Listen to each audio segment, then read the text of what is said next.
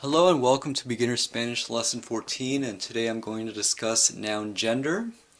In Spanish, a noun can be either masculine or feminine, and this is determined by how a word ends or what letters come at the end of a word. Now, unlike other aspects of this language, this is something that you learn the more you look into the language, because with each rule there's always an exception. And unlike in English where everything is neutral, like you could say the table and then you wouldn't know that word is feminine in Spanish, la mesa, it's something you come to learn the more you look into the language. Let's get started.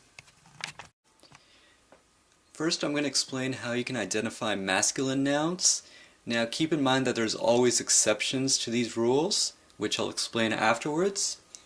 If a word ends with the letter O, it can be masculine, such as un niño, which means a boy or a child. Here I use the indefinite article, which I'll explain in the next lesson. If a word ends with a consonant, it can also be masculine, such as un árbol, which means a tree. If a word ends in ma or ma, it can also be masculine, such as un idioma, which means a language. And if a word ends with the letter I, la letra E, it can be masculine, such as un perfume, which means a perfume. Also, if a noun ends with an accented vowel, it can also be masculine, such as un ají, which means a hot pepper. Now, I'll explain how and when to write written accents in another lesson. So here are a few feminine noun exceptions to these letter endings. I'm not going to provide examples for every ending, just to give you a general idea. So a word that ends with O that's feminine is una moto, which means a motorcycle.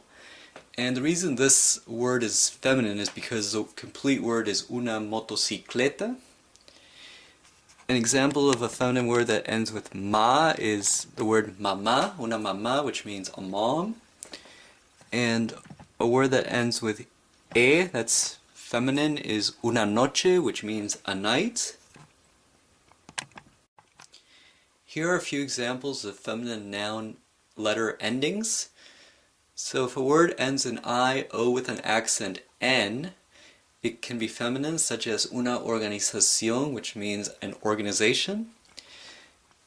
If a word ends with A, it can be feminine, such as una manzana, which means an apple.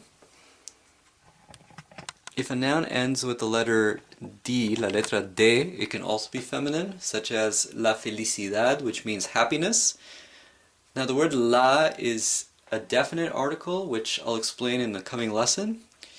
Now, do you notice that in English a word like happiness wouldn't have an article, but in Spanish it would, because it is an abstract idea or concept?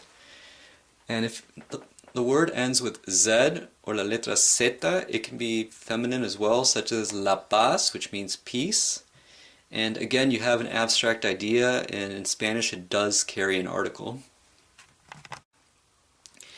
Here I have a few masculine exceptions. So with the letter D, or la letra D, un ataúd, which means a coffin. And with the letter Z, la letra zeta, el arroz, which means rice. Another important point I need to make about gender in nouns is when you're addressing somebody who works in a particular field or profession. Sometimes you have to change the noun and the article to make it a certain gender, and other times you don't. But in this case you would have to, such as if you want to say a male lawyer, you would say el abogado. The article el is masculine and abogado is also masculine, so you would have a male lawyer. If you want to talk about a female lawyer, you would say la abogada, la being a feminine article and abogada being a feminine noun. And don't worry if you get a little bit confused with this, because the more you read into the language and the more you speak, the better you'll get at it, and the more you'll get a hang of determining noun gender. Eso es todo por ahora. Ciao for now.